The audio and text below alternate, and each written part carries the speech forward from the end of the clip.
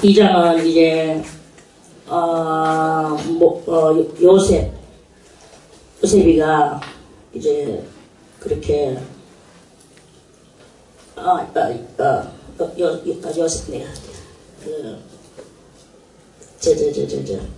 이 장은 예수님께서 이제 태어나셔가지고 그 당시에 있었던 그런 그 전례나 국례나 이런 것들을 따라서 이제 예수님이 태어나서 그 8일 만에 할례를 받고 이름을 이제 예수라는 이름을 이제 받고 이제 이렇게 있을 때 이제 그런 그 예수님의 이야기가 이제 지난번에까지 40절까지 이제 있었습니다. 이제 오늘은 또 이 41절부터는 그 지난번에는 그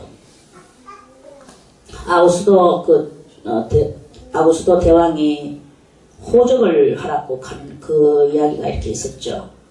그래서 쭉 이제 호적도 하고 그 예수님이 태어나고 이제 이렇게 했는데 이제 어느 정도 예수님이 자라나는 어느 때에 어느 해에 그 예수님이 이제 뭐 한 7살이나 그 정도로 되셨는지 뭐 여기는 나이는 안 적어놔서 나이는 어느 정도 때가 됐는지는 모르지만 이제 나이가 여기 있네요. 42절에 예수께서 12살 될 때에 예수께서 12살 될 때에 42절에 그때 무슨 날이었냐 하면은 6월절 날이 이제 이렇게 왔는 거예요.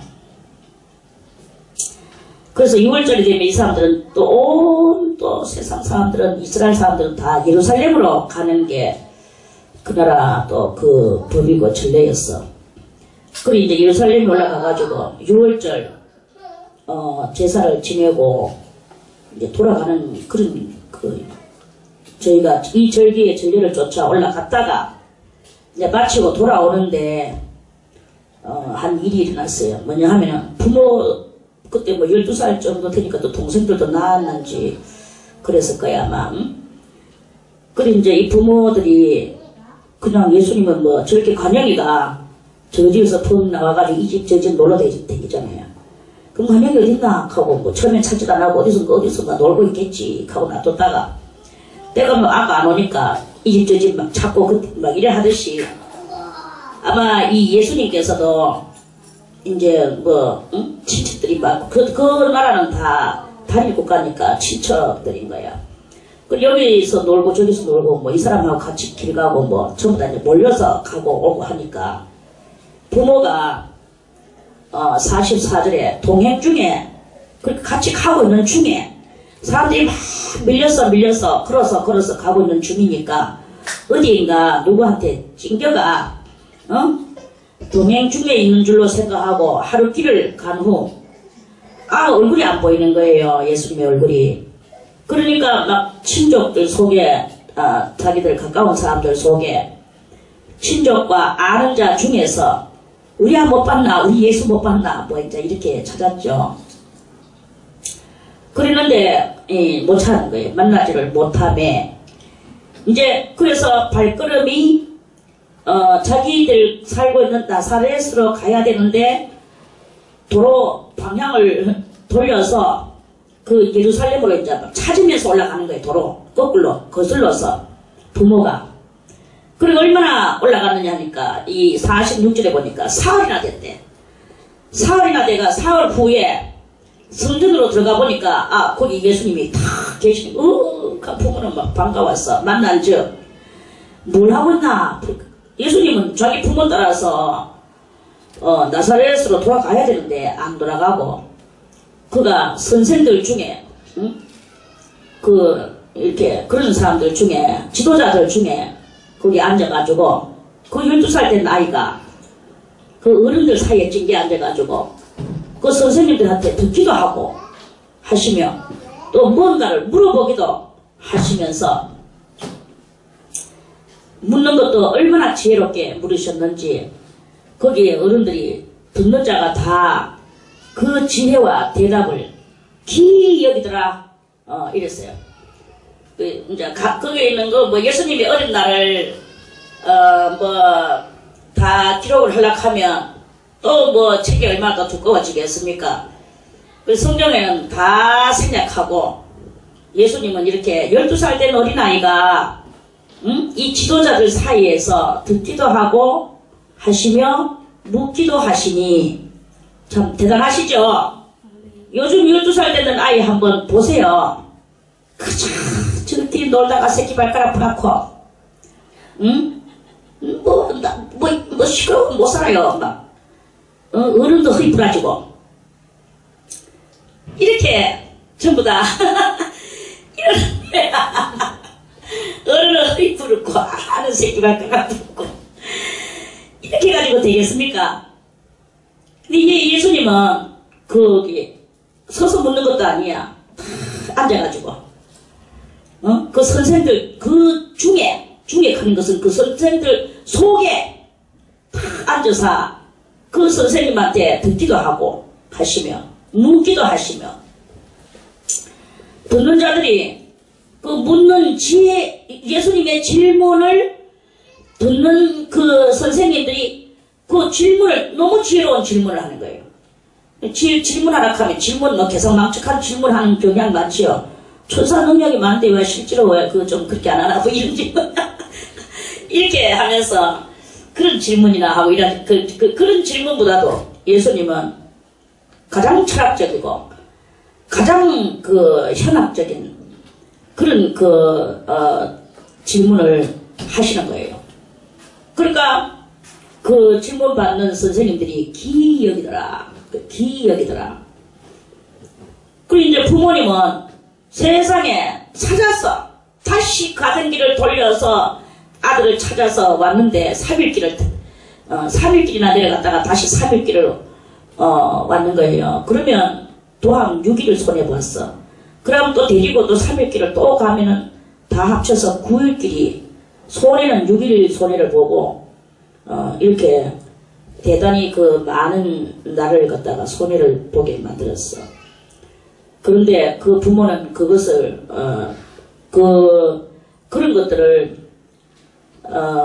그런 것들의 차원을 모르는 거예요. 왜 그러냐면 부모들도 믿음 좋고 하나님께서 한 번씩 이상을 보여주시기는 하지만 그래도 인간이었고 예수님은 하나님의 아들인 신이었고 죄 없는 가운데서 태어났고 그 부모는 부모해봐야 뭐 마리아인데 마리아는 죄 가운데 있었죠. 근데 그 하늘아버지는 죄가 없으신 하늘아버지의 그 거룩한 성령이 그 마리아를 덮으심으로 태어난 아들이 그 예수님이신 거거든요.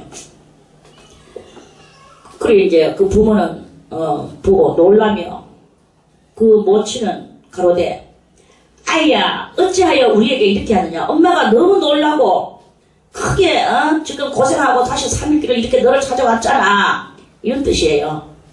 어찌하여 우리에게 이렇게 하였느냐. 보라 네 아버지와 내가 근심하여 너를 찾았노라. 찾아서 3일길을 왔노라. 그런 거예요. 예수님은 또 대답하기를 어머니 죄송해요. 이제 어머니 갑시다. 이렇게 말하는 게 아니고 예수께서 가서 12살 먹은 아이가 어찌하여 나를 찾으셨나이까? 참나. 찾아야 마땅하지요. 그런데 예수님의 말씀은 전혀 참 무정하고도 그 인간으로 생각하면 정말 참 억측 같은 말씀이죠. 어찌하여 나를 찾으셨나이까? 내가 내 아버지 집에 있어야 될 줄을 알지 못하셨나이까? 예수님은 어디에 계셔야 되느냐? 내 아버지 집에 계셔야 되는 자기는 신의 아들, 하나님 여호와의 아들이라는 것을 여기 그 뉘앙스 같은 그 뉘앙스적인 말씀을 이렇게 하시는 거예요. 그 양친은 그 하신 말씀을 깨닫지 못하더라. 저는 이 말씀이 이제 여러분들에게 이 말씀 예수님이 이 신령하신 예수님께서 이 부모에게 이렇게 말씀하셨는데 그 사람들은 이 말씀을 읽으면서 많이 그 아이러니컬한 그런 그 느낌을 가질 수밖에 없어요. 예수님께서 그 훌륭하신 그 예수님께서 어떻게 부모한테 이렇게 세상적으로 보면 그는 막말이라고 볼 수 있는 그런 그 버르장머리 없는 말이라고 볼 수도 있는 거예요. 그런데 그 예수님은 그 말씀을 이렇게 하셨어요. 하셨는데 그 양친이 그 하신 말씀을 깨닫지 못한 거야. 그러니까 뭐냐, 나는 하나님의 아들이다 라는 것을 그 12살 먹은 그 아이 예수께서 이렇게 이 지금 성경이니까 올라오는 글씨 문맥만 가지고 우리가 이해를 하려고 하면 대단히 딱딱하지 않을 수가 없는 그런 이야기입니다. 아마 그 당시에 만약에 있었다면 그 랍비들도 그 선생들도 거기 다 여럿이 있고 장로들도 거기 있고 그리고 그분들이 자기들끼리 이제 선생들이니까 랍비들이니까 뭔가를 이야기할 건데 어린아이가 질문하는 걸 아주 멋진 질문하니까 신기하고 놀라워서 같이 또 대답을 해주고 그렇게 대답을 할 때는 좋았는데 근데 이 아이가 막상 친부모가 나타나서 친부모가 그렇게 하니까 이런 말을 하고 있는 것을 그 옆에 랍비들도 분명히 들었을 것이다.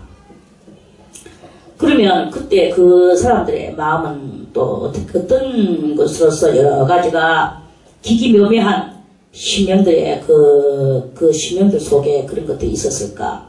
아니면 야야 니 조금 전에 말할 때는 참 잘하더만 지금 무슨 말을 부모한테 그렇게 하나? 또 이렇게 그 사람들은 자기들이 또 육체적인 소리를 했을 수도 있었을 거라고 그렇게 생각을 합니다. 그래 이제 그러는데 이 말씀은 결국은 경에 올랐고 예수님은 결국은 자기의 정체성을 아주 적나라하게 우리들에게 들춰내 주셨고 그래서 이 말씀을 읽는 우리들은 아 그래 예수님은 내 아버지지. 내 아버지는 누구냐? 그 요셉이가 아니고 자기의 아버지 요셉이가 아니고 여호와 하나님이 내 아버지시고 그 하나님 집은 어디냐? 성전이다 이거예요. 그래서 내가 내 아버지 집에 있어야 될 줄을 알지 못하셨나이까? 이렇게 하시는 거예요. 그래서 뭐 히브리 원어에는 어떻게 써놨을는지는 모르겠지만 아무튼 예수님의 이 말씀은 온 세상을 다 극복하시는 하늘을 극복하시는 그러한 그 말씀이셨다. 이 극복하시는 말씀이시다. 신령을 들춰내시는 말씀이시다. 이렇게 우리가 읽을 수밖에 없도록까지 그래서 이 성경은 성경이고 예수님은 예수님이시다. 우리가 이렇게 볼 수 있도록 만들어 놓으시는 것이다. 세상에서는 통하지 않는 말들이 우리가 하나님을 믿으면서 이토록이나 이런 것이 나아갈 수 있는 것이다. 우리가 밥 먹고 똥 싸고 뭐 이렇게 살면서 못 깨닫는 그런 것들이 얼마나 많이 있습니까? 그럼에도 불구하고 예수님께서는 깨닫지 못하는 우리들에게 자기의 그 위치성과 정체성과 그리고 그 자기의 또 이 사명적인 그런 것들을 다 이렇게 함축시켰는 그 속에 그러한 말씀이라는 것을 우리들이 이제 이 말씀을 통해서 그러시구나 하는 것을 알아야 되는 것이다 하는 그런 말씀입니다. 그 양친이 그 하신 말씀을 깨닫지 못하더라. 저는 천주교회를 핍박하고 싶은 마음도 없습니다. 거기서 우리 이 프로테스탄트가 나왔기 때문에. 그런데 그게 너무 마리아를 많이 이렇게 숭상을 하고 있거든요. 저는 이 말씀을 탁 읽으면서 그렇지 마리아는 역시 그 말씀을 깨닫지 못하는 인간이야. 이렇게 깨달아지면서 깨달아지는 게 아니라 그렇게 같이 이 말씀과 같이 인식, 인정 그렇게 하시면서 그 사람들이 너무나 이렇게 마리아 추앙을 하고 있는 것이 그것이 옳지 못하다는 것을 이 말씀을 통하여 더 이제 인식을 하게 되겠죠. 그리고 이 말씀도 하나 깨닫지 못하는 마리아가 지금 얼마나 그 사람들한테는 성모여 뭐 예수에게 부탁하여 주소서, 당신의 아들 예수에게 부탁하여 주소서, 이렇게 하면서 뭐 그 성도들이 그렇게 기도를 하거든요. 그래서 그 성도들이 정말 성모가 예수님한테, 성모가 말하면 예수님은 꼼짝 못하고, 어머니 알겠습니다, 내가 다 이루어 주겠나이다, 이렇게 하면서 천주교의 그 절차는, 기도 절차는 좀 그렇게 합니다. 그러니까 그 성모가 예수님의 어머니니까, 거룩한 어머니가 예수님의 어머니니까, 아들아 이렇게 하여라 하면, 네 어머니 그렇게 하지요. 이런 이 촌수발을 그렇게 날리면서 촌수 거리를 드러내고 있는 그런 그것을 이렇게 합니다. 그런데 그거는 다 옳지 못하다. 우리는 직고를 누구한테 해야 되느냐? 직고를 하는데 하나님에게 직고하는 거예요. 막바로 하나님 앞에. 하나님 앞에 옛날에는 직고를 할 수가 없었어. 그런데 지금은 누구의 손을 잡고 누구의 이름을 붙들고 예수 그리스도의 이름을 붙들고 예수 그리스도, 하나님이 보내신 예수 그리스도께서 우리들을 위하여 이렇게 죽어주시고 우리는 그 피를 믿는 우리들이기 때문에 그 피를 의지하고 여호와 하나님 앞에 우리는 기도합니다. 예수님께서 만드신 그 공로를 힘입어서 죽었다가 살아난 공로, 죽었다가 살아난 부활의 공로를 힘입고 우리는 주님 앞에 직고를 하는 거예요. 이거하고 성모여 당신의 아들 예수에게 부탁하소서 뭐 이런 기도는 하지 않는 게 그게 맞다라는 것이 이 오늘 50절에서 우리는 이런 모든 그 제도적이나 그런 그 촌수, 인간의 촌수에 얽매이는 이런 것은 신앙이 아니다. 우리도 다 그 주님의 나라에 가면 어떻게 되느냐? 그 성모가 언제까지 예수님의 어머니로 그렇게 있는 것이 아닙니다. 주님 앞에 가면 우리는 다 뭐 지금 현재는 뭐 권사님, 목사님, 전도사님, 장모님 직분 따라서 그 직분 따라서 이렇게 살아가고 있습니다. 그 직분에 고개를 숙이죠. 사실 직분에 고개를 숙이는 게 많습니다. 그랬는데 이제 영원한 그 주님의 나라에 우리가 다가서 살아야 될 것인데 그때 가면 직분이 있느냐? 그때 가면 직분이 없어요. 직분은 딸랑 하나 있어. 무슨 직분? 무슨 직분이 있습니까? 영원한 천국에서. 응? 응? 똑똑한 성이야. 말 좀 해보아라. 니가 그것도 뭐. 자, 똑똑한 우리 조혜랑 권사님. 영원한 세계 속에서의 직분이 무엇입니까? 뭐가 있습니까? 장모. 어? 장모. 권사님 뭐라 했겠어?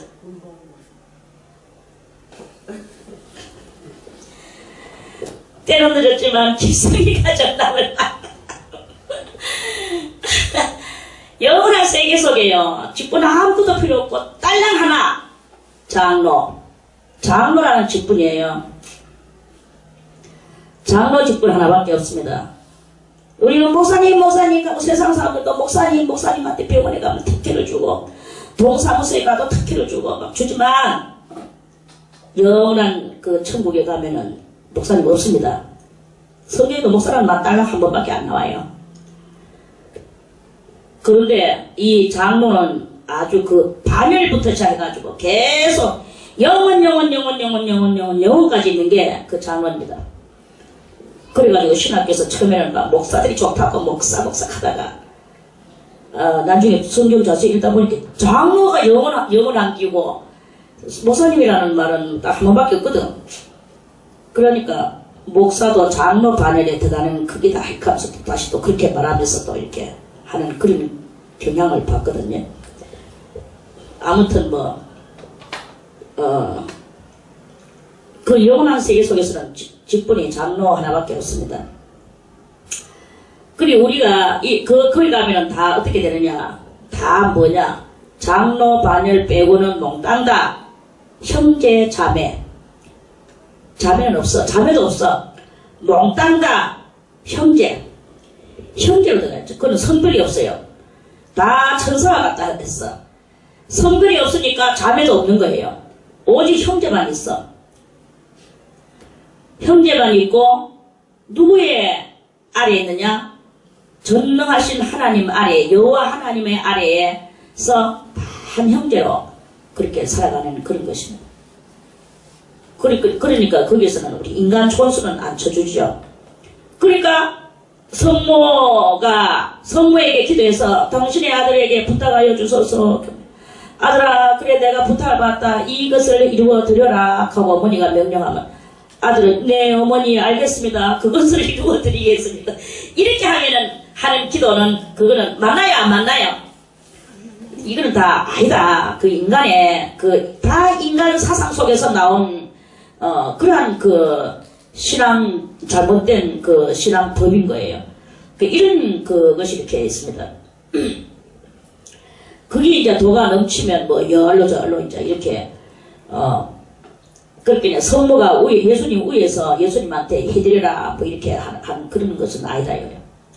그 한 예로 성경에서 또 한 사건이 한번 있었죠. 사건이 있었는데 솔로몬 때입니다. 솔로몬 때에 그 솔로몬 형 하나가 있었어.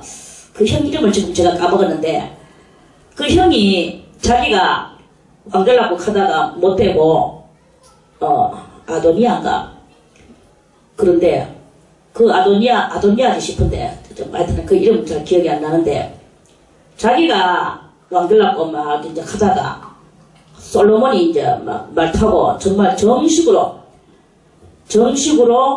전통 아버지의 인장을 받아가지고 말 타고 막 솔로몬 왕이야 솔로몬 왕 만세하고 막 이렇게 자기가 막 하다가 자기가 먼저 앞장서가 잔치하다가 막 그랬잖아요. 그러다가 이제 솔로몬이 왕이 됐는데 나중에 그 왕이 이제 솔로몬 어머니 바세바를 찾아왔어. 솔로몬 어머니 바세바를 찾아와가지고 바세바는 이제 태후가 됐죠. 왕비에 있다가 태후가 돼가지고 있는데 솔로몬에게 부탁해서 늙은 아버지가 또 늙은 몸이 나이가 많아서 몸이 이제 혼자 있으니까 서늘하니까 요새 같은 뜨신 거 전기로 만드는 거 많은데 그 당시에는 그런 게 조금 부족한 관계로 몸이 이제 추우니까 젊은 여자를 끌어안고 자야 이제 따뜻한 그걸 그걸 이제 인간 끌어안고 있으면 이제 뜨신 거 그걸로 이제 이렇게 했어요. 그렇게 말해서 이제 명칭은 또 왕의 후궁이지. 그리고 이제 다윗의 후궁이었죠. 솔로몬의 아버지 다윗의 후궁이었어. 그래 하다가 이제 있는데, 아버지가 너무나 늙으니까 이제 그 알을 건드리지는 안 하고 그냥 끌어안고만 잡는 거예요. 그러다가 아버지가 돌아가셔서 늙은 영감. 그래 이제 결국은 촌수로는 뭐냐 하면 이제 어머니 빨 되는 거지. 아버지의 여자로. 그런데 이제 아버지가 건드리지 않았다라는 어린 여자라는 것을 알고, 가가지고, 솔로몬 어머니한테 가서, 바세바한테 가가지고, 솔로몬한테 이야기해서, 왕한테 이야기해서 그 여자를 자기 아내로 달라고 그렇게 부탁을 했어요. 그래, 바세바가, 그래, 그럼 내가 내 아들한테 부탁해보지. 그래가지고 이 어머니가 가서, 솔로몬한테 가서 그렇게 이야기를 했죠. 그러니까, 솔로몬이 화가 났어요. 그리고 처음에는 어머니가 무슨 부탁할 거고 어머니 말씀하셔서 제가 다 들어드리겠습니다. 그때만 이제 아무 사심이 없었어. 그런데 그 아도니아가 그렇게 말을 하니까 화가 난 거예요. 그래 어머니 그를 위하여서 그렇게 따라 이름이 뭐고 또 이름도 다 생각이 안 나네. 아비삽이에요. 아비삽, 그래, 어머니, 그 사람을 위해서, 그 형을 위해서, 아비삽을 요구하십니까? 아비삽을 요구하시면 이 왕이도 다 뺏어, 내한테 요구하소서. 그리고 왕이도 넘겨주소서. 이러면서 아주 심통을 부리면서 당장 명령을 내려서 그 아도니아를 갖다 가서 막 칼에 쳐 죽여버렸어요. 그래 죽여버렸어요. 이게 성경에 이건 무엇을 말하는 것이겠는가? 그것은 바로 오늘 이런 이야기인 거예요. 성모여, 당신의 아들에게 말씀하여 주소서. 우리의 소원 이리 가지고 우리 소원을 이룬 것처럼 것을 이루어 주소서 하고 기도를 하면, 예수님은 그래요 어머니 제가 들어드리겠습니까? 제가 들어드리겠습니다. 다 들어드리겠습니다. 이렇게 예수님이 그러시겠습니까? 솔로몬도 그렇게 그랬는데, 어머니 그래서 그렇게 그 죄인들의 이런 기도를 이렇게 해가지고 초석발 날리는 그 기도를 주님께서 어머니 그 초석발 날리는 것을 내가 받으시겠습니까? 받겠습니까? 어머니 그러면 저 마귀의 계략도 다 내한테 해달라고 그렇게 하소서. 이렇게 할 수밖에 없는 요런 거하고 똑같은, 성경은 다 그런 그것이다 이거예요. 그래서 우리가 이거는요, 지금 예수 믿는 사람들은 참 깐깐하고 고지식하고 꼬집기를 잘하고 하지만 우리는 정말 알아야 되거든요. 여러분들은 알아야 되는 것이, 이 제도가, 우리가 제도가 별것도 아니지만 이 제도가 중요하고, 하나님 앞에 갈 때 이 제도를 들고 가는 것도 아니지만, 이런 여러가지 이런 교육 우리들이 이런 것이 얼마나 중요한가, 이거를 알려주시는 그런 그 말씀인 거예요. 마귀권세도 나한테 다 빌어주지요? 이럴 수밖에 없는 이런 이야기인 거예요. 그래서 예수님은 항상 우리가 이걸 여러분들이 이게 깊이 알아야, 이 문제를 확실하게 알고 깊이 알아야만이 우리가 하나님을 정말 하나님하고 친자식같이, 친자식하고 양자하고는요 하루가 딱입니다. 여러분들이 자식을 낳아봐서 알지만, 내가 낳는 자식하고 낳지 않았는 자식하고 여러분들이 그 어떤 마음의 귀함에 있어서 잽이 됩니까? 잽이 안 되는 거야. 자기가 낳는 것한테는 자기 눈이라도 빼줘도 괜찮아. 감도 빼줄 수 있어. 그런데 낳지 않았는 거에게는 물론 뭐 특별한 사랑 또 이런 그런 경우 빼고, 저 이웃에 지나가는 아이 그한테 뭐 눈 빼주고 감 빼주고 하긴 합니까? 안 하죠. 우리가 정말 하나님의 자식이 되고 그 하나님께서 우리를 기뻐하시고 이렇게 하려고 하면 우리는 이 정통성을 알아야 되는 거예요. 정통성을 알고 하나님께서 어떻게 하시는 그것을 우리가 이렇게 알아야 된다는 거죠. 그걸 알지 못하고 하나님을 믿으면서 그래 하나님 어쨌든 구원 물론 믿으면서 구원 받겠죠. 성령도 받고 다 합니다. 성령 받았다고 다 아는 것도 아니야. 이거는 큰 여러분들의 입벌림이 있어야 되는 거예요. 입벌림. 그 신들의 정체성에 대해서 그걸 깨닫지 못하면은 우리가 단계가 이렇게 있는데, 그렇죠. 이거는 뭐 촌수로서 뭐 너는 형제다, 너는 자매다, 너는 삼촌이다, 삼촌은 한 단계 위에 부모빨이다, 이런 거를 따지는 것은 아니지만, 그 영혼 세계 속에서 하나님의 그 사랑의 그 진한 농도에 얼마만큼 우리가 그 하나님을 닮아 들어가느냐, 이게 문제 아니겠습니까? 김정은이도 벌써 할아버지를 닮기 위해서 성형수술을 그렇게나 몇 번이나 하고 그런 뉴스가 돌잖아요. 왜 그렇게 수술을 합니까? 돈을 들여서 살점을 아프게 하면서 왜 그렇게 합니까? 그 할아버지를 닮고 싶다 이거야. 할아버지를 닮아서 저거 집안에 이 족벌 체제를 확 시작해서 그 할아버지의 위대한 것을 더욱더 자기를 통하여 한번 더 드러내보고 싶은 할아버지의 그 전성기를 자기가 이어받고자 하는 그 안타까운 욕망 몸부림 아니겠습니까? 이런 거와 같이 우리는 하나님의 그 온전하시고 완전하시고 구비하여 조금 더 부족함이 없는 그 하나님의 그 그 안으로 이렇게 그에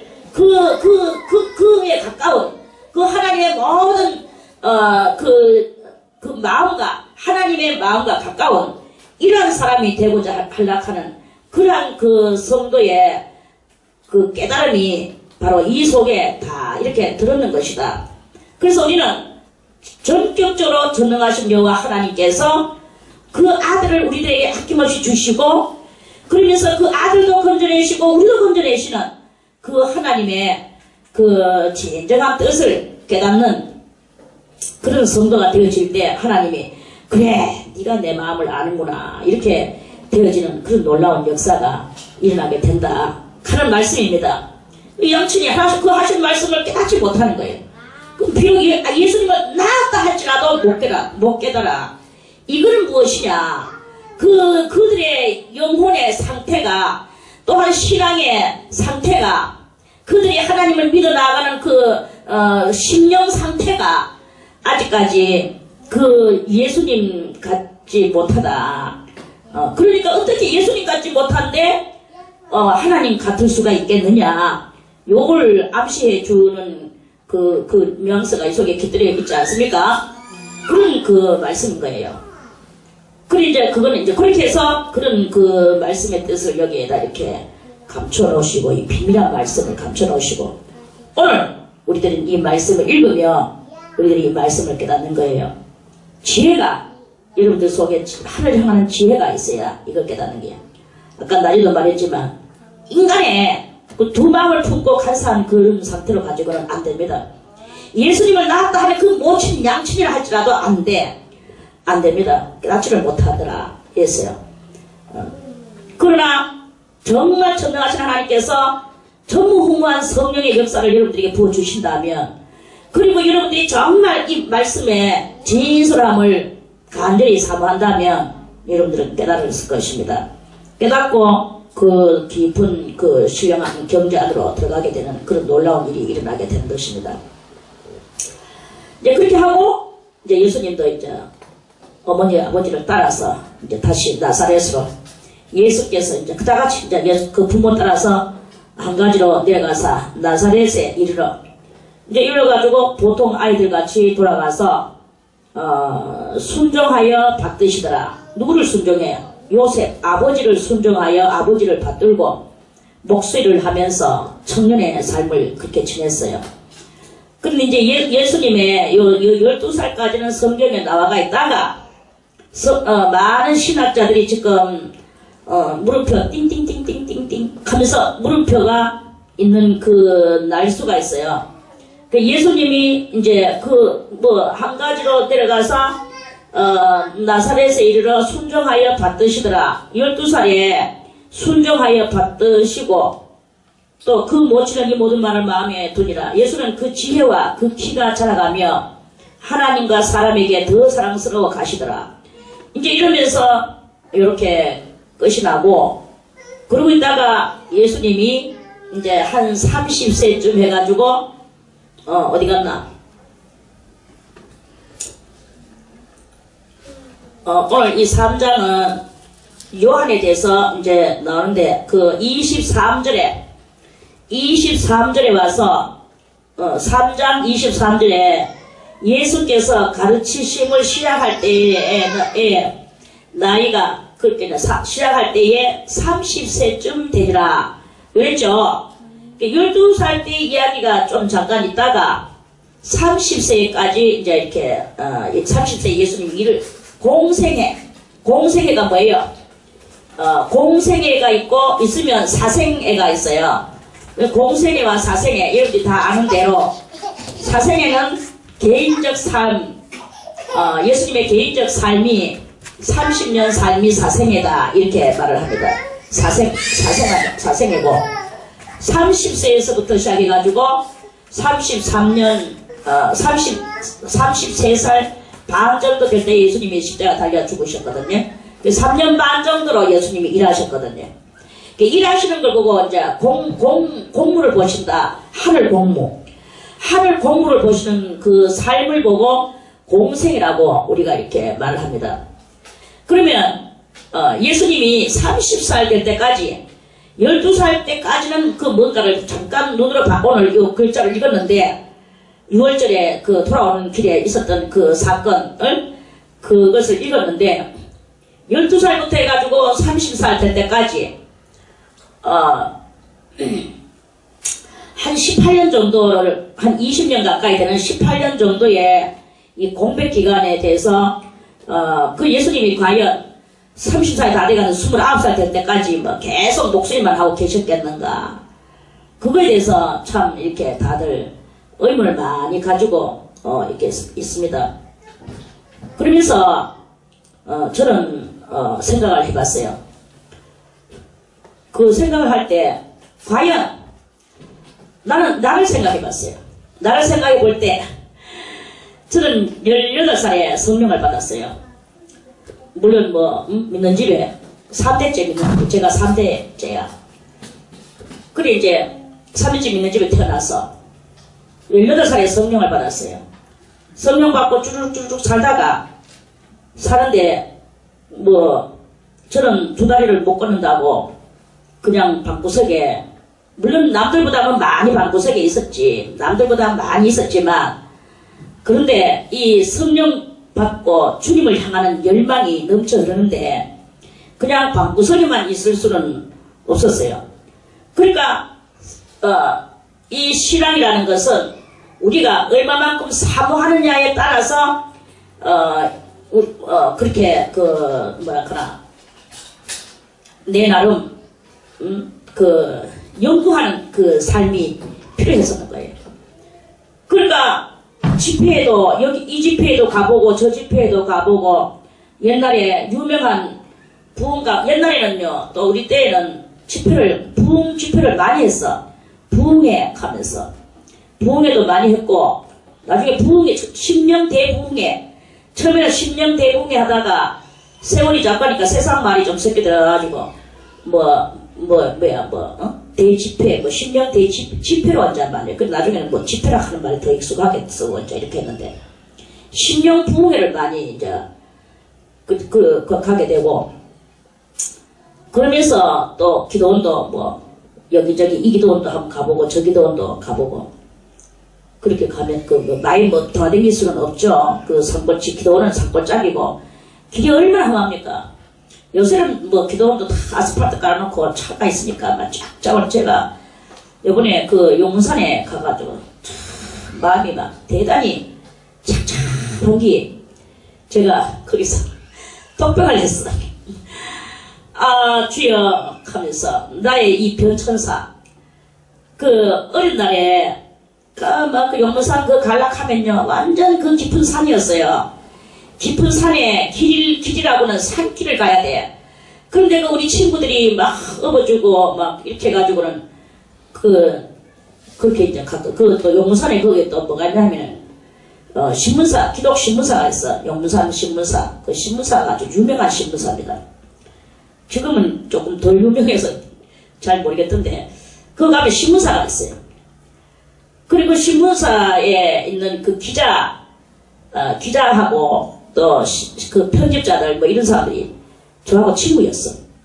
그러니까 그 집회만 하면 저를 또 그 편집자하고 뭐 그 사람들이 저한테 이제 뭐 전화가 있으니까 직접 찾아와요. 그 산골에서 내려와가지고 성희야 갈래? 하면서 한번 가보자 뭐 이런 식으로 해가지고 그럼 그래 이제 막 그 사람들이 업어주고 참 얼마나 그 남자들이라도 막 땀을 뻘뻘 흘리면서 정말 참 미안하죠. 그래 이제 그러면서 이제 그때 그렇게 댕겼어. 너무나 참 저의 그 엄청난 그런 길을 제가 그렇게 갔다는 것에서, 이게 지금 이야기니까 그렇죠. 얼마나 참 그랬겠습니까. 물론 뭐 그때 제가 기로는 별로 나가지는 않았지만 그래도 매양 그 사람인데, 그런데 요번에 이제 갔어요. 제가 얼마나 참 관계가 무량한지, 그 옛날 내가 참 외로이 쓸쓸히 이 사람 저 사람한테 등에 의지하여, 그때는 휴처도 없었어요. 그러면서 제가 오직 하나님 한번 만나볼기라고, 하나님 만나보려고 하는 그 열망을 안고 미안함도 체면도 다 불사하고 그냥 가는 거야. 그랬는데 지금은 그래가지고는 그것을 얼마나 또 막 그냥 하나님 한 만나볼 거라고 또 막 그랬습니까? 그래 이제 그러는데 내가 이번에 띠 갔는데 갈 때 뭐 차를 쭉 타고 거기에 누가 같이 탔느냐? 아들, 딸, 사이, 며느리, 외손자, 외손녀, 친손자, 친손녀, 성도와 아울러, 참, 그렇게 큰 차를 몰고, 또, 먹을 거 바리바리, 여기서 또 해가지고, 밥 해가지고, 싸서 들고, 그렇게 거다가 밥을 차려서 막 먹으면서, 밥을 먹고, 물러 앉아가지고, 제가 다 묵상을 하고 있는데, 참, 얼마나 이 나의 크나큰 변천사냐. 내가 그러면서 나의 변천사를 보라 하면서. 그렇게 또 뭐 우리 또 사이하고 또 딸이 또 변천사 뭐 말이. 그래 내가 또 지금 해놓은 것 같이 또 이렇게 쫙 이야기했어요. 옛날에는 아무도 따라 같이 가는 게 없고 그래가지고 이렇게 친구들하고 같이 이렇게 갔는데. 지금 내가 이렇게 아들과 딸과 며느리와 사이와 손자들과 버글버글 성도들과 이렇게 와서 이렇게 또 음식을 또 그때는 음식이 있었습니까? 음식 없었어요. 누가 한 개 뭐 갖다 주면 먹고 안 갖다 주면 금식해버려. 우린 웬만하면 금식했어. 그때 왜? 몸이 무거우면 얻고 가는 사람 힘들까봐. 난 아예 금식을 많이 했어요. 안 먹어. 집에 와가지고야 비로소 먹어요. 나갈 적에도 안 먹고 들어올 적에도 안 먹었어. 와서 먹었어. 이 몸 가볍게 하기 위해서 정말 내 말 없는 나의 그런 그 삶이었죠. 근데 지금은 뭐 먹고 싶을 때 다 먹죠. 이거 먹고 싶으면 이거 먹고 저거 먹고 싶으면 저거 먹고 참 너무나 많은 변천사가 이렇게 일어납니다. 그러면서 제가 이 성경을 또 이렇게 읽어볼 때 그래 만물의 찌꺼기도 보타도 못한 내가 찌꺼기만도 못한 내가 그러다가 또 더군다나 또 이 찌꺼기만도 못하기도 하지만 일반 사람보다도 더 못한 내가 이렇게 다 그 변천 속에서 얼마나 많은 기도원을 다녔으며 얼마나 많은 부흥집회를 다녔으며 나보다도 더 못한 내가 그렇게 사모하고 갈망하며 내를 이렇게 하여탱했는데 그것도 뭐 누구를 위해서 저는 그렇게 한 게 없습니다. 내 하나 살기 위하여. 그리고 뭔가 이 알아야 될 것이 내 속에 있는데 이 알아야 될 것을 알아야 되는 내 이 속에 갈망이 있는 거예요. 의를 위하여 목마른 자는 복이 있나니 저희가 배부름을 얻을 것이요. 그 배부름을 얻기 위하여 이 메마른 내 심령의 이 골짜기를 채우기 위하여 그렇게 그러는데 예수 그리스도께서는 천지 만지를 창조하시는 그 하나님의 그 직접적인 아들이시오. 또는 그 예수님은 사도이신 벌정하시오. 그 청년의 몸으로서 20살, 22살, 24살, 26살 이 피가 끓는 이 나이에 예수님이 그냥 목소리나 돋고 그렇게 앉아 계셨겠느냐? 노가다 일만 하고 계셨겠느냐? 이 말씀이죠. 저는 예수님은 절대로 그러지 않으셨으리라고 생각을 합니다. 사도 바울도 다메섹 도상에서 눈이 멀고 아나니아의 안수로 인하여 눈은 떴지만 자기도 새로운 의에 다시 목말라지는 그것이 있었는 거예요. 예수를 알자. 예수를 더 깊이 알자. 사도 바울은 어디로 갔습니까? 시나이 반도로 갔잖아요. 아라비아 반도로 갔죠. 가가지고는 3년 반 동안 사도 바울도 도를 닦았어요. 그랬는데, 예수님은 물론 40일 동안 광야에서 금식을 하셨는 그 이야기도 나중에 나옵니다. 4장에 가면 나옵니다. 그 광야에서 40일을 금식하기까지 그 앞전에 예수님은 그냥 목숨만 하고 계셨느냐? 세상 일만 하고 계셨느냐? 그렇다고 여러분 생각합니까? 근데 갑자기 하나님의 아들이기 때문에 30일 금식하면서 번쩍 일어날 수 있었습니까? 그렇지 않다고 그렇게 저는 생각을 하거든요. 모든 사람들이 볼 때 뜻이 있는 사람은 다 그 뜻을 따라서 그 뜻에 의한 목마름이 있어요. 예수님도 하나님 아들로서 큰 그 일을 하실 분으로서 뭔가 그 준비 기간이 분명히 있었을 거라고 그렇게 생각을 합니다. 그래서 12살부터 이 30세까지의 공백 기간 속에는 분명히 예수님만의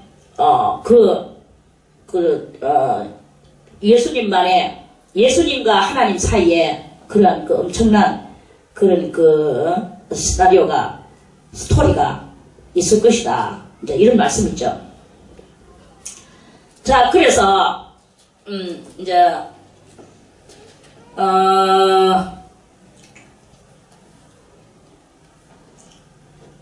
그 예수님은 그렇게 하시면서 그 지혜와 그 키가 자라가며 하나님과 사람에게 더 사랑스러워 가시더라.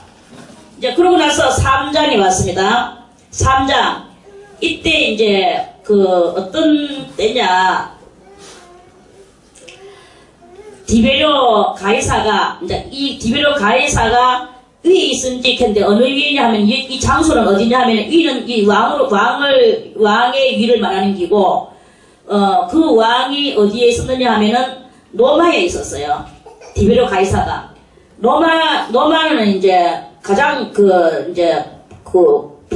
본토고, 그 이에 있은지 얼마냐면은 15해라고 했어요. 15해 같으면은 숫자로 말하면 15년.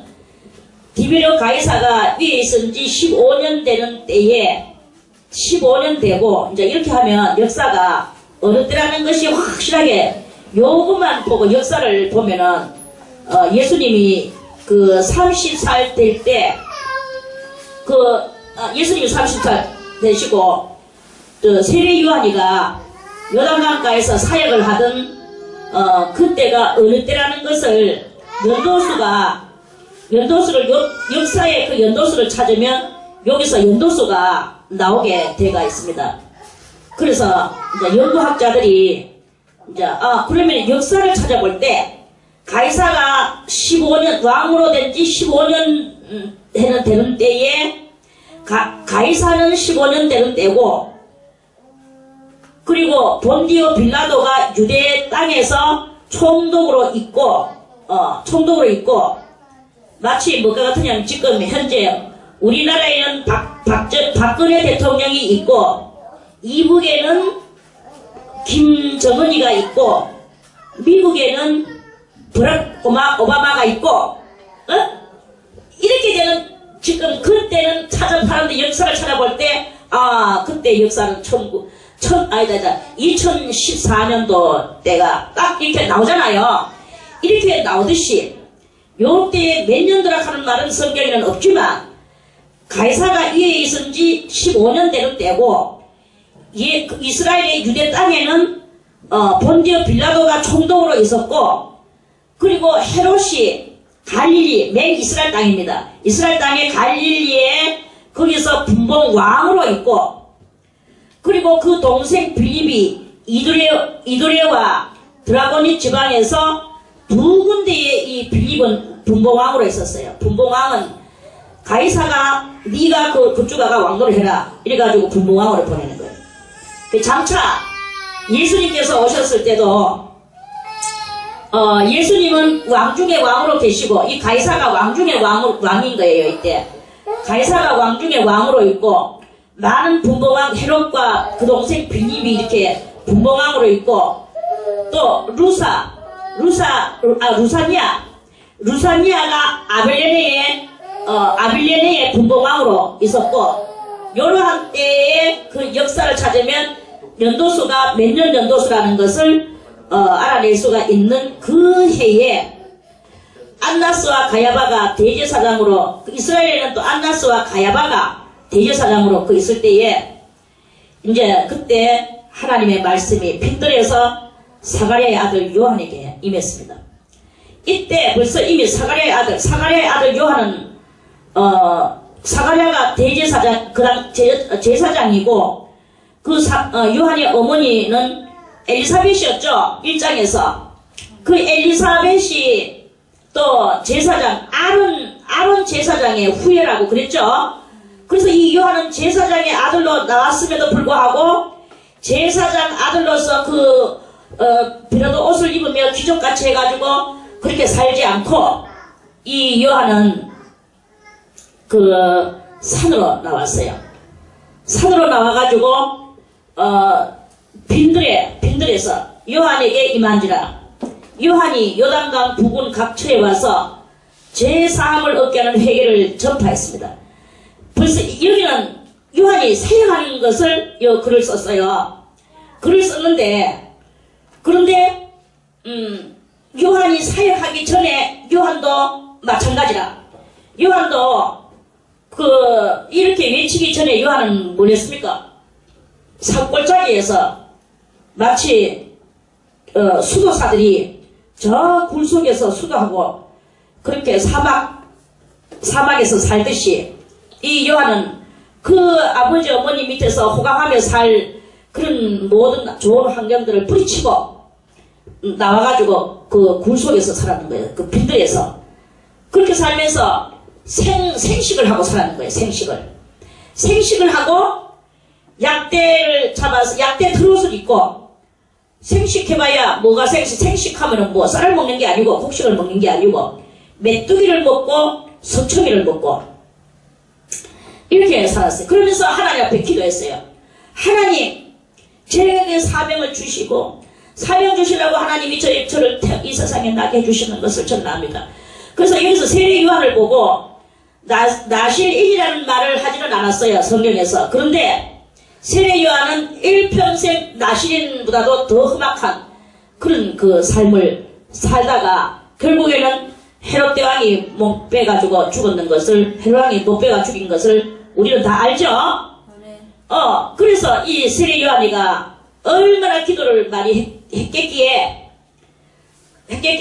하나님의 능력이, 하나님의 말씀이, 2절에 있잖아요. 하나님의 말씀이 그렇게 세례 요한이가 하나님의 말씀이 임하기 전에 벌써 이미 세례 요한이가 자기 제사장들 아버지 어머니 제사장 속에 있었습니까? 아니잖아요. 이미 빈들에 있을 때 빈들에서 사가랴 아들 요한에게 임하는 거예요. 이 아이 공주 엄마한테 가세요. 목소리가 듣거든. 그럼 나가 울고 있다 이것이.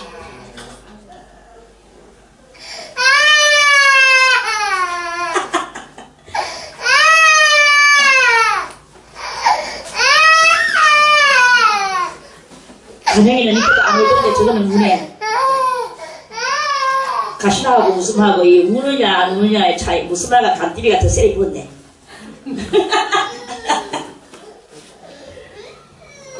그래서 저는 이 말씀이 얼마나 은혜스럽고 가슴을 울렁거리게 만드는지 모릅니다.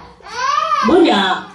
여호와의 말씀이, 하나님의 말씀이 어디서?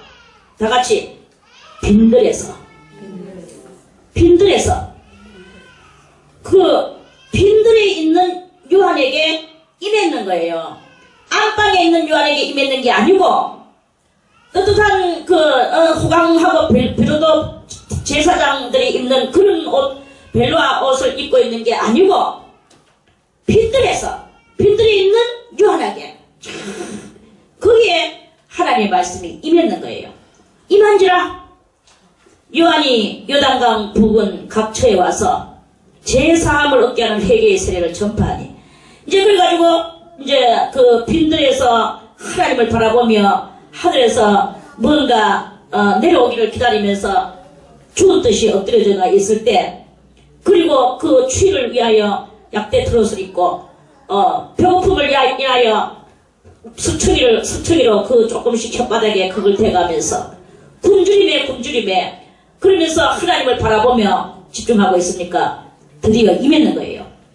임하고 나니까 그때부터 이제 요단강 부분 그 각처에 이제 나왔어요. 계속 빌들이 있다가 이 하나님의 말씀을 받고 난 뒤에서 비로소 요단강 부근에 있는 각처로 내려와가 백성들한테 죄사함을 얻게 하는 회개의 세례를 전파를 했습니다. 회개라! 천국이 가까웠느니라. 그렇게 말씀했습니다. 어깨 전파하니 선지자 이사야의 책에 쓴 바, 선지자 이사야의 책에 이제 이사야 40장 있잖아. 외치는 자여, 광야에서 외치는 자의 소리가 있어 가로되 너희는 주의 길을 예비하라. 그의 첩경을 평탄케 하라 하는 그 이사야 40장에 그 말씀이 있습니다. 그 말씀을 누가 그 말씀을 이루느냐. 오늘 이 세례 요한이가 이 말씀을 이루는 거예요. 이 선지자 이사야 책에 쓴 바 광야에 외치는 자의 소리가 있어. 이 외치는 자는 누구냐? 세례 요한이에요. 세례 요한이가 외치는 자입니다. 외치는 자는 하나님이시죠. 그 소리, 외치는 자의 소리, 세례 요한이는 누구냐? 그 소리예요. 하나님을 외치시고 세례 요한은 소리가 되어 가로되 너희는 주의 길을 예비하라. 그의 첩경을 평탄케 하라. 예수님의 길을 이제 오시는 6개월에 예수님이 오실 것이다. 예수님이 오시기 전에 네가 먼저 예수님이 하실 그것을 네가 먼저 오픈 게임을 하여라. 오픈하여라. 이 말씀이에요. 그래서 사람들은 딱 세례 요한이가 누군지를 압니다. 이런 제사장의 아들이에요. 예수님하고 세례 요한하고의 이 출신은 하여가 땅입니다. 예수님은 그냥 목수의 아들이에요. 물론 조상은 유다의 혈통이지만, 그리고 세례 요한은 누구의 혈통이냐? 아론의 혈통이죠. 제사장 혈통이다 이거죠. 그 혈통은 그것도 다 크게 말하면 이제 예수님은 왕의 혈통이라고 말을 하지만, 그래도 왕가는 아니었죠. 물론 다윗이 왕가지만 지금은 나라도 다 그때가 있고. 그러는 그 상태였어. 그리고 평탄케 하라. 모든 골짜기가 메워지고 모든 산과 작은 산이 낮아지고 굽은 것이 곧아지며 험한 길이 평탄하여질 것이요 모든 육체가 하나님의 구원하심을 보리라 한가 같으니라. 그 이사야에 있는 말씀, 그 말씀과 같으니라. 모든 골짜기는 저쪽 바깥에 저 골짜기 저걸 말하는 것입니까? 아니고 모든 골짜기가 메워진다는 것은 이 골짜기, 모든 골짜기는 어디 골짜기? 우리의 이 신명 골짜기를 말하는 거예요. 신명 골짜기가 메워지고 모든 산도 이 신명이에요. 산은 뭐예요? 교만한 산. 모든 산과 작은 산이 낮아지고 이 교만한 것들이 다 낮아지고 굽은 것이 뭡니까? 하나님의 말씀을 오도하고 하나님의 말씀을 곡해하고 이렇게 했던 모든 굽은 것들이 다 곧아지고 험한 길이 평탄하여질 것이요 그리고 모든 육체가 하나님의 구원하심을 보리라. 한가 같은 모든 육체는 어디? 세상 모든 사람들을 하나님의 구원하심을 보리라. 한가 같으니라. 이 말씀을 이제 세례 요한이가 응하게 만들었죠. 세례 요한이 세례받으러 오는 무리에게 이제 외칩니다. 무리에게 이르되 독사의 자식들아 누가 너희를 가르쳐 장차올 진노를 피하라 하더냐. 그랬어요. 독사의 자식들한테. 독사가 뭐냐? 이게 바로 요한복음 8장 44절에 너희는 너희 아비 마귀에게서 났으니. 독사는 누구냐? 에덴 동산에 아담과 하와에게 선악과를 따먹도록 종용했던 그 뱀을 보고 그 뱀이 우리 인생들을 죄 가운데로 이렇게 독한 죄 가운데로 떨어뜨렸는 그것을 말하는 거예요. 그래서 그 뱀의 자식이다 이 말이에요. 모든 인생들이 다 무슨 자식이냐? 뱀의 자식이래. 사탄의 자식이래. 너희는 너희 아비 마귀에게서 났으니 그랬거든요. 그 독사의 자식들아 누가 너희를 가르쳐 장차 올 진노를 피하라고 하더냐. 너 못 피한다 이 말씀이죠. 그러므로 너희들이 정말 피하고 싶고 그거를 안 받으려고 하면 그 장차 올 진노를, 안 받으려고 하면, 회개에 합당한 열매를 맺고, 회개에 합당한 열매를, 회개만 하고 있으면 안 됩니다. 그 회개를 정말 하면, 거기에 합당한 열매가 있어야 돼. 그 열매는 뭐냐? 회개에 합당한 열매. 하나님이여 하고 눈물 콧물 흘리면서 나는 죄인으로소이다 하고 난 뒤에는 뭘 해야 됩니까? 열매를 맺어야 되잖아. 그러면 그 열매를 어떤 열매를 맺어야 되느냐? 그 열매는 지금 이 세례 요한이는 그 말라기 이후 정말 대단히 오래된 그 세월 속에서 뭐 우리가 뭐 몇 년이다 하는 말을 함부로 할 수는 없지만 그 세월 속에서 구약 시대의 마지막 선지자가 이 세례 요한이에요. 그래서 세례 요한이는 예수님하고 같은 그런 그 6개월 차이에 그렇게 그렇게 나왔다고 하지만 예수님과 그 세례 요한은 시대가 동시대가 아닙니다. 시대가 철저히 다른 시대예요. 세례 요한이는 성부 시대라고 한다면 예수님은 드디어 오셔서 성자 시대의 주인공이 되셔가지고 그 성자 시대를 오픈하시는 그 예수님이신 거죠. 그래 이제 그러한 그 상태예요. 그런데도 불구하고 세례 요한이가 새로운 그 시대를 개막을 하도록 그 밑자리를 깔아주면서 정말 그 예수님의 그 시대를 도약시키는 그 가장 그 도약자라고 볼 수가 있는 거예요. 그래서 그 예수님의 시대를 도약시키는 그것을 도약 준비, 이 준비는 곧 도약 이렇게 되어지는 그렇게 만들어지게 되진 그 세례 요한이다. 이런 말씀이죠.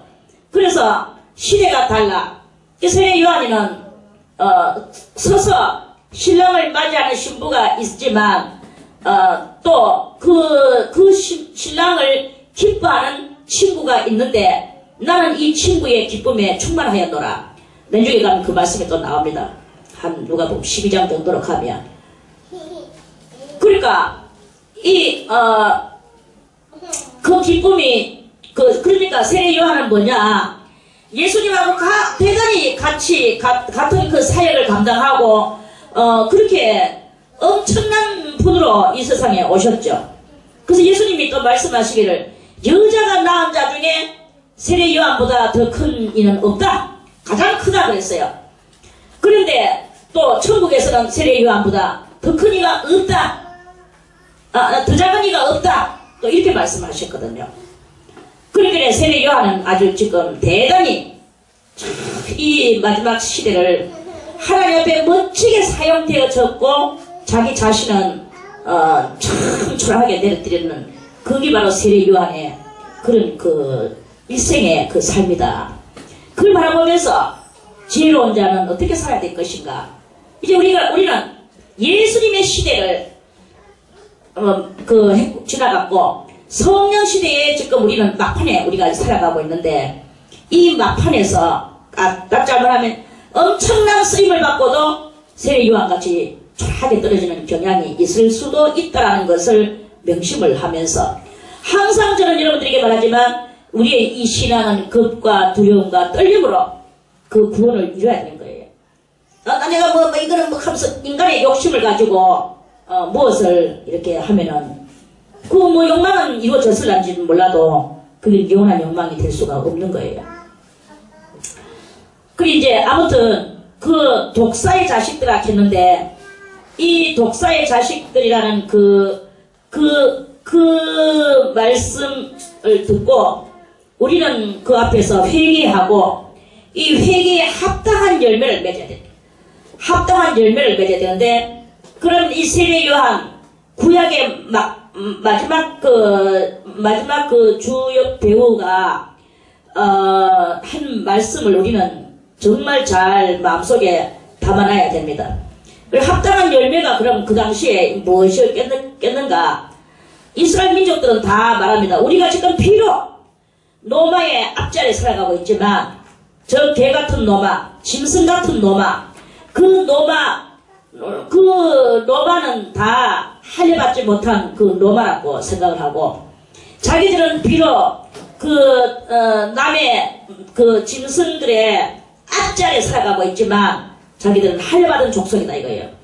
할례받은 족속이기 때문에 하나님께서 언제든지 능히 우리들을 꼭 우리들을 이 로마에서 복귀시켜 독립시켜 주실 것이라는 그것을 아는 거예요. 그걸 굳게 믿는 거죠. 그렇게 믿고 있는 그것을 예수님은 꼬집으시는 거예요. 꼬집으시면서 너희들이 속으로 요한이 말하는 거죠. 속으로 아브라함이 우리의 조상이라고 말하지 말아라. 내가 너희에게 이르노니 이건 성령이 충만해서 이제 요한이가 말씀하는 거죠. 내가 너희에게 이르노니 하나님이 능히 이 돌들로도, 땅바닥에 있는 돌을 가리키면서 이 돌들로도 아브라함의 자손이 되게 하시리라. 돌 가지고 아브라함의 자손이 되게 하신다면 저 로마인들도 아브라함의 자손이 될 수 있게 된다는 그런 대단히 무시무시한, 그 사람들에게 있어서는 무시무시한 그런 그 당시에 그 말씀이셨어요. 그래 되게 하시리라.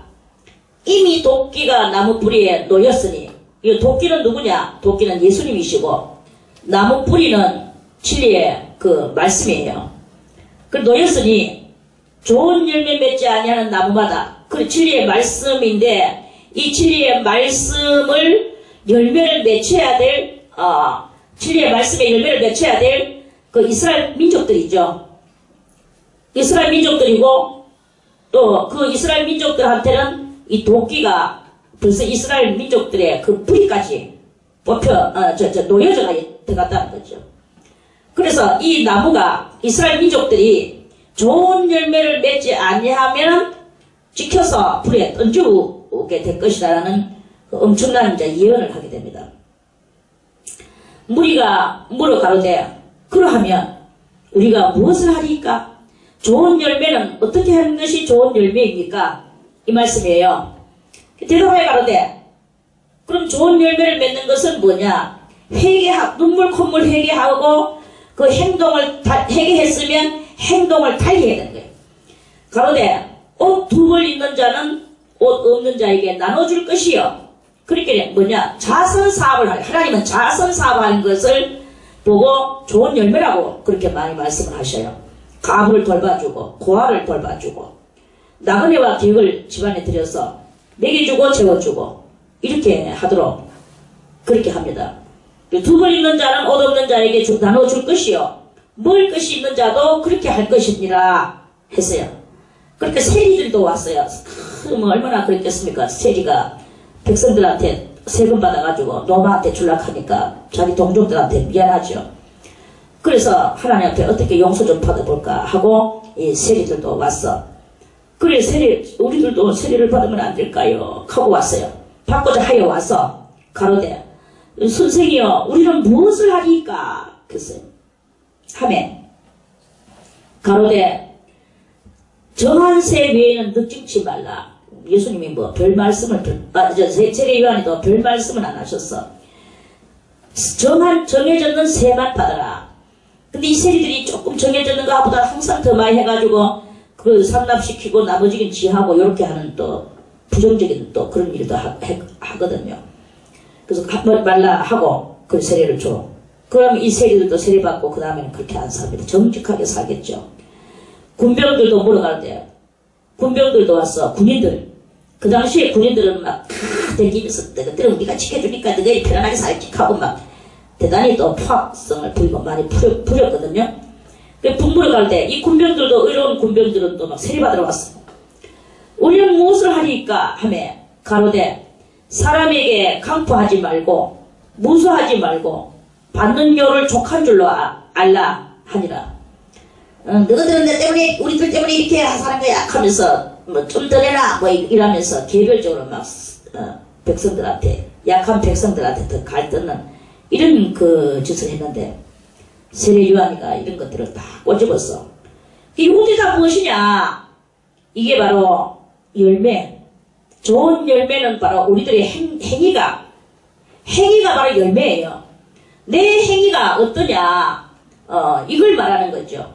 그래서 우리 행위가 욕심으로 살아가느냐, 포악성으로 살아가느냐, 우리가 물질 정신을 가지고 살아가느냐, 이제 이런 문제예요. 그래서 물질 정신을 가지고 살던 사람은 물질을 초월하고, 포악성을 부리던 사람은 포악성을 없애고, 자기 자신을 계속 수련을 해야 되는 거죠.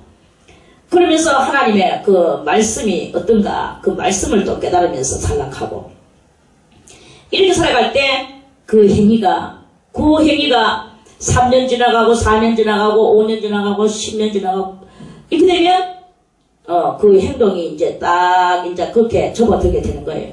그렇게 되면 이제 그 행동이 바로 열매가 좋은 열매의 사람이 돼서 그러한 사람은 꼴짜기였던 사람은 그 꼴짜기가 그 10년 꼴짜기가 메워졌을 것이고 높은 교만에 그것이었다면 그 교만들이 깎여졌을 것이고 큰 교만이나 작은 교만이나 그런 것들이 다 깎여졌을 것이고 구부러졌던 것들은 다 펴져서 하나님의 말씀으로 구부러졌다는 말은 무엇입니까? 모든 것을 삐딱하게 보는 거예요. 다 낙지꼬리를 걸고 보는 거야. 이렇게 보던 그 깔꼬리를 가지고 보던 그런 모든 것들을 다 이제 사람과 자비로 바라보는 거죠. 사람과 자비로 바라보고 물론 저 사람이 조금 옳지 못하구나 그런 것이 좀 보여도 인간이니까 그리 주님께서 오셨지. 병든 자에게 의원이 필요하듯이 저런 사람들을 위하여 예수님이 오신 거 아니겠는가. 예수님이 오셔서 다 내게 오라, 수고하고 무거운 짐진 자들아 다 내게로 오라고 하는데 내 뭐길래 내가 그한테 그렇게 하겠나. 이러면서 그런 모든 것들을 사람과 자비로 바라보는 이런 상태가 되어질 때 그런 심령이 바로 무슨 심령이냐, 열매가 이루어진 그런 그 심령이 되는 것이다 하는 그런 말씀이죠. 백성들이 바라고 기다림으로 모든 사람들이 요한을 혹 그리스도신가 심중에 의논을 했습니다. 백성들이 너무나 요한이가 그때 인기 절정, 완전 많은 신령한 전석이 이러한 때에 이제 요한한테는 많은 제자들이 생겨나게 되고 요한이 너무 멋있는 거예요. 왜? 사람들은 다 그래도 모든 사람들이 자기들 죄 짓고 악의 열매를 맺고 하지만 다 선의 열매를 맺고 싶어 하는 게 그 한 사람이거든요. 뭐가 올바른 것인가, 그 올바른 것을 추구하는 게 또 한 사람이란 말입니다. 그렇게 추구하는 그 사람들이 요한이 살아가는 이 모든 것들을 보니까 너무나 요한이가 멋져 보이는 거예요. 그러니까 요한한테 매달려서 요한이가 대단히 수많은 사람들에 둘러싸이가 이 예수님이 장차하실 것을 자기가 이제 미리 그렇게 하고 있었어. 그 요한한테 그 사람들이 따라다녔어요. 그냥 나중에 예수님한테 발상 따라다니니까 그게 어색하지가 않는 거예요. 예수님이 무엇을 하시면 대단히 어색한 것을 안 만들기 위하여 하나님께서는 미리 그 제사장의 아들 요한을 보내셨는 거죠. 그래서 요한은 그렇게 해도 제사장의 아들이니까 저 사가랴의 제사장 아들이 아니냐 이러면서 이 정부들이 이스라엘은 그 제사장들이 정부니까 정부 같이 이제 왕이 정부지만 다 같이 이제 그 연결대가 있으니까 그래서 요한이가 하는 것에서는 사람들이 아무 무리가 없었어요. 막바로 예수님이 나왔다 하면 그 사람들은 정말 이해를 못하고 그거는 가차없이 돌로 때려서 예수님은 일도 한번 못해보시고 죽으셨을 것입니다.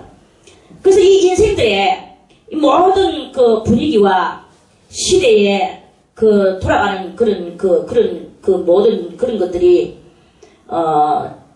그런 것들로 하여금 하나님께서는 다 요리를 해놓으셨는 거예요. 요리를 해놓으시고 그렇게 요한을 통해서 요리를 해놓으시고 예수님이 그렇게 하실 때는 요한도 그렇게 했었잖아 그전에. 그리고 저분도 그렇게 하는 거야. 그게 어색하지가 않은 거예요. 생소하지가 않는 거지. 생소하지가 않으니까 섣불리 그러고 또 세례 요한한테 그렇게 했던 그 모든 그 경향대로 처음에는 그냥 놔두다가 나중에 예수님한테 너무나 많이 몰려 들어오니까 섣불리 또 예수님한테 또 돌을 집어 던질 수도 없고, 형벌을 하는 그런 것들을 저것들이 제도적으로 할 수가 없었죠. 그래서 예수님이, 결국은 예수님은, 자기의, 맡은 바, 그 모든 날들을 다 사용하시고, 사용하시는 그 끝날에 예수님은 또 그 마지막 일까지 하시고, 그렇게 다 이제 모든 마무리가 되시는 그런 그것인 거예요. 그리고 이제 아무튼 이때는 예수님의 그것을 첩경을 평탄케 하기 위하여 이제 요한이가 대단한 그 인기 정상으로 이제 오르는 그런 그것입니다. 그래서 요한이가 혹시 그리스도신가 하고 할 정도로 사람들이 심중에 의논할 정도로 그 당시에 이제 분위기가 그래 했는 거죠. 요한이 모든 사람에게 대답하여 가로되 나는 물론, 그래서 요한은 거기에 대해서 정확한 또 대답을 합니다. 나를 따르라 이게 아니고 그게 아니고 나는 물로 너희에게 세례를 주거니와, 자기는 요단강 물로 세례를 주는 거예요. 그니와 나보다 능력이 많으신 이가 오시라니. 그냥 예수님이 오실 것에 대해서 예언을 쭉 하는 거예요. 그분이 바로 그리스도가 이제 하늘부터 온다 하는 그리스도가 오는 것을 그 요한의 입으로 들으니까 그 백성들의 마음이 얼마나 편안하고 사모되어지게 되고, 그 오실 메시아가 곧 눈앞에 이를 것이라는 그것을 가슴 설레이며 그 말씀을 들을 때 그 행복감이 오죽하겠습니까? 큰 은혜로운 그 당시에 그 말씀적인 예배이죠. 그리고 그 능력이 많으신 이가 오시나니, 너희들이 나를 이렇게 섬기지만 내는 도리어 그분의 신들매를 풀기도 나는 감당치 못할 엄청나신 분이 오신다. 엄청나신 분이 오셔서 그는 성령과 불로 너희에게 세례를 주실 것이다. 이렇게 말씀하시는 거예요. 그리고 손에 키를 들고 자기의 타작마당을 정하게 하사, 자기의 타작마당, 예수님의 타작마당, 그 예수님의 타작마당은 심판날을 보고 말하는 거예요. 그 심판날을 정하게 하사, 알곡은 뭐예요? 구원받은 성도는 뭐야? 곡간은 어디예요? 천국이죠. 그 천국에 드리고, 쭉정이 누굽니까? 구원받지 못한, 주님을 따르기는 따르지만 엉망진창으로 따르는, 지 멋대로 육신의 본능대로 살아가는 그러한 그 쭉정이는 꺼지지 않는 불에 태우는데, 이 꺼지지 않는 불이 무엇입니까? 지옥불이죠. 이렇게 그 세례 요한이가 아주 정확무화한 이 말씀으로 탁 했어. 그러면서도 또 기타 여러 가지로 세례 요한이는 많은 설교를 했다고 합니다. 권하여 백성들에게 좋은 소식을 전하였으나, 이제 이렇게 할 때 그때 분봉왕 헤롯이도 그 예배를 드렸어요. 헤롯은 그 예배를 드리고 헤롯이가 어느 정도 이 세례 요한의 말씀이, 헤롯도 왕이니까 도를 알아요. 그래서 그 세례 요한이가 던지는 이 진정한 도의 말씀을 헤롯은 그 은혜를 받았죠. 그래서 요한이를 아주 귀중하게 여기고 있었어요. 그런데 이제 헤롯은 그렇게 귀중하게 여기는 것이고, 그러면서도 속으로는 또 멸시를 하는 거예요. 인간의 멸시가 있었어. 헤롯 속에 무슨 멸시가 있었느냐? 자기들은 로마 사람이라 이거예요. 로마는 멋지고 화려하고 강하고 굳건한 반석이 세워진 것과 같은 엄청난 자기들의 나라가 있다는 거지. 그 나라에서 자기를 이렇게 이 파지로 그 왕으로 이렇게 그 말해서 정권을 와가지고 이렇게 있는 거죠. 있다고 생각을 하는 거예요. 와가지고 있다 보니까 큰 하나님에 대해서 뉴스는 들었어. 그리고 큰 하나님의 사람이 되기 위하여는 이렇게 살아야 된다, 저렇게 살아야 된다, 올바르게 살아야 된다는 것을 아는 거예요. 그러면서도 불구하고 자기는 엄청난 로마의 사람이기 때문에 자기 육신의 이 정욕적인 것을 이렇게 그러니까 이 헤롯은 정욕에게 젖는 거죠. 그래서 자기 동생 빌립, 그 빌립의 아내 헤로디아, 그렇게 말해서 촌수로는 제수씨예요. 제수씨. 이 제수씨하고 불륜의 관계를 맺었어. 불륜의 관계를 맺어가지고 그렇게 이제 사랑을 했거든요. 그리고 이 헤로디아라는 이 헤롯의 제수는 자기 시숙하고 이 불륜의 관계를 맺으면서 아주 또 악한 일을 하고 있었습니다. 그래 이제 그렇게 하고 있는데 그때 이제 헤롯은 생각하기를 내가 이 나라에 파견 나온 왕이니까 너희들은 내한테 걱정하지 마라. 비록 선지자 니라 할지라도 니는 내한테 좋은 소식만 전하고 축복만을 전하고 그리고 나는 너한테 떵떵거리면서 그걸 받기만 하고 이런 정신이 이 헤롯한테 있었거든요.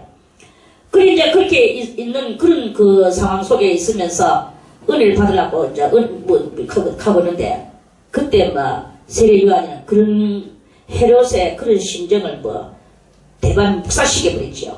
묵살시키면서 당신은 하나님 앞에서 그거는 절대 좋지 못한 일이다. 어떻게 동생의 아내를 빼앗아가지고 네 아내를 만든단 말이냐. 이런 그런 것으로서 하나님이 너한테 분명히 그 악한 그것을 책망하시고 형벌을 주실 것이다. 이런 말을 했어요.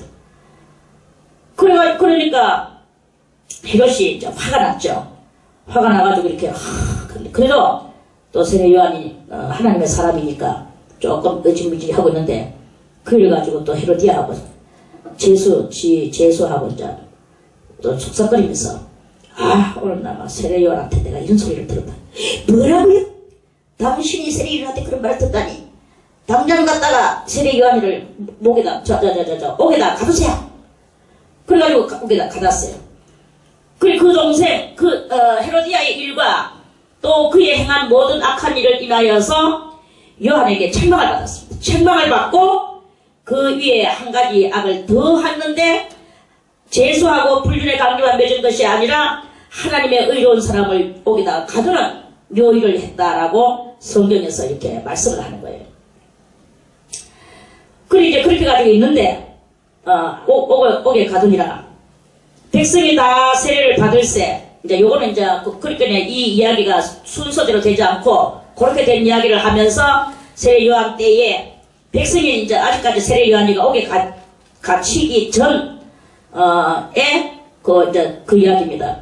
백성이 다 세례 요한한테서 세례를 받고 있었어. 그때 예수님도 세례를 받으시려고 거기에 이제 준비를 기도를 하고 계셨는 거예요. 세례를 받으시고 기도하실 때에 하늘이 열리며 성령이 형체가 나타났어요. 성령이 형체로 나타났는데 어떤 형체? 비둘기 같은 형체로 나타나는 거예요. 성령이. 왜 성령이 비둘기 같은 형체로 나타났을까요? 천사의 형체도 할 수 있었고 다른 어떤 그런 형체도 얼마든지 이 성령은 다 하실 수가 있습니다. 그런데 비둘기의 형체로 나타나셨어요. 비둘기는 뭘 상징하나? 평화를 상징하거든요. 예수님이 세례를 받으실 때 비둘기 같은 성령이 비둘기의 형체같이 해서 예수님의 위에 강림을 하셨어요. 강림하시더니 하늘로서 소리가 나기를 너는 내 사랑하는 아들이라 이렇게 내가 너를 기뻐하노라. 하나님이 예수님이 이 세상에 오셔서 하시는 그 모든 일을 다 내려다보시면서 내가 너를 기뻐하노라. 참 은혜스럽죠. 우리들도 매사에 무슨 일을 하든지 주님 앞에 어떤 일을 하든지 너는 사랑하는 내 아들아 아니면 사랑하는 내 딸아. 아직까지는 우리는 여자니까 딸이거든요. 사랑하는 내 딸아 내가 너를 기뻐하노라 하는 소리를 하늘로부터 듣는다면 어떻겠습니까? 그렇게 예수님한테 이러한 하나님의 음성이 성령을 통하여 내려졌어요. 이게 뭐냐? 이것은 장차 이제 예수님께서 하나님의 모든 하나님께로부터 받은 바 그 사명을 다 이제 강구 그 모든 일을 시행하실 것을, 그걸 이제 상징적으로 말씀을 하시는 것입니다. 예수님이 하실 일은 무엇이겠습니까? 평화의 일인 거예요. 평화의 일. 그 예수님이 말없이 도살장으로 끌려가는 어린 양과 같이 그렇게 가시는 그것이 자기 사명인 줄 알고, 그 예수님은 그렇게 죽으셨죠. 그리고 그게 바로 이제 하나님께서 기뻐하시는 것이고, 예수님이 뭐 누구한테 뭐 칼을 대거나 욕설을 하거나 그렇게 하시는 적이 없었어요. 물론 예수님이 독사의 자식들아 했습니다. 독사의 자식들아가 그게 욕설같이 보이지만, 욕설이지만 그거는 있는 것을 이야기하는 거예요. 사실 우리는 딱 태어날 때 무슨 자식을 납니까? 독사의 자식이에요. 이 독사의 자식을 하나님께서 이 독사의 자식을 독사의 자식에서 뽑아내가지고 하나님의 자식으로 만들려고 하는 이 하나님의 역사 안에서 그 스토리가 지금 이렇게 진행되고 있는 거 알겠습니까? 아멘. 그래서 예수님이 그냥 물론 또 예수님을 잡으러 막 그 제사장의 부하들이 왔죠? 왔을 때 그들이 무기를 들고 막 그렇게 왔잖아요. 몽둥이를 들고. 그래 예수님께서 너희가 뭘 잡으러 오는 것 같이 금과 몽둥이를 들고 오느냐, 예수님이 그렇게 말씀도 하셨고, 베드로도 칼 가지고 그 제사장의 그 하수인 그 사람 말고 그 말고의 길을 잘랐잖아요. 자기 스승님 잡으러 갔다고 베드로가 화가 나가지고. 그런데 예수님은 아이고 충성스러운 나의 제자야, 네가 나를 위해서 나를 잡으러 온 사람을 갖다 귀를 잘라버렸느냐, 그렇게 그 예수님은 말씀을 하시지 않았습니다. 예수님은 베드로야, 네 칼을 도로 집에다가 꽂아라. 누구든지 칼을 쓰는 자는 칼로 망할 것이다. 이렇게 예수님이 말씀하셨어요. 그러면서 그 귀를 땅바닥에 떨어진 귀를 도로 주워가지고 그 말고의 귀에다가 붙여줬어요. 그 예수님은 이 세상에서 평화의 사역을 하러 오셨는 것이지 어떤 칼과 몽둥이로 전쟁하러 온 것이 아니다 이거예요. 폭력을 쓰러 오신 것이 아니다. 그리고 예수님은 인간의 그 어떤 혈기를 쓰러 오신 것이 아니다. 예수님은 전격적으로 이 평화, 비둘기 같은 이 평화를 이 세상에 뿌리고 장차 평화의 세계를 조직하시려고 하는 그 예수님의 뜻이 거기에 들어오는 것이다. 이런 말씀입니다. 그래서 그 예수님의 그 뜻을 깨닫는 사람은 이 모든 우리들의 이 총칼과 몽둥이와 혈기와 우리의 이 투잡한 정신을 다 이런 그런 것들을 다 이렇게 우리는 다 내려놔야 되는 거예요. 내려놓고 평화, 오직 이 평화로서 악마에게 우리는 시해해야 되는 이런 그렇게 해서 그 주님의 그 뜻을 받들고 많은 사람들이 또 그 뜻을 따라서 그렇게 하는 그런 그런 민족들도 또 있습니다. 그 예수님이 이렇게 세례를 받으실 때 내가 너를 기뻐하노라 하시면서 이런 소리를 들으면서 그의 그 예수님의 세례가 이루어졌습니다. 세례의 의미를 조금 말씀드리고 오늘은 여기까지만 22절까지만 말씀드리고 내일 다시 또 마지막을 또 말씀드리겠습니다. 네, 요 23절부터는 예수님의 또 족보죠. 이 족보가 어떻게 되는 족보인가, 상상대 올라가는 족보. 그래서 그 끄트머리는 하나님이 나오시게 만드는 이런 그 족보예요. 그것이고, 오늘 그 예수님의 우리는 이제 이 세례가 무엇이냐. 세례는 곧 죽음을 말하는 것이고, 이 세상에서 죽음이다. 이 세상에서 빠져나오는 것이다. 이제 이런 말씀이에요. 그러니까 말해서 세례는 이 세상에 살던 사람이 죽는 것이다. 죽는 사람이 죽음 이전에 있었던 그 일들이 합니까? 그게 되겠어? 그게 자기들한테 해당이 되겠습니까?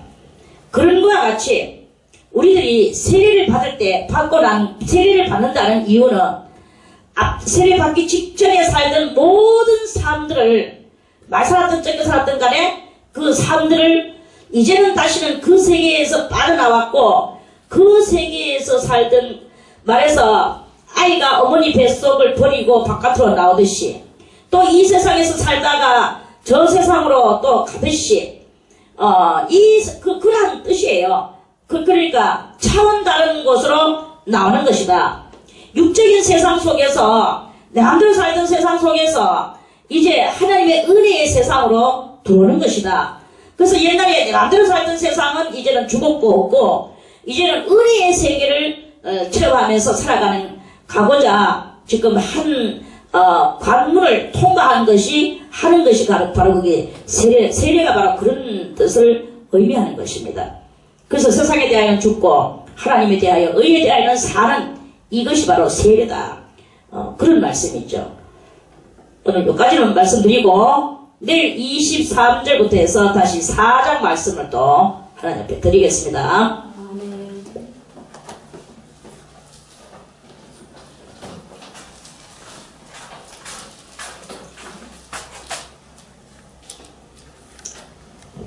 찬송가 292장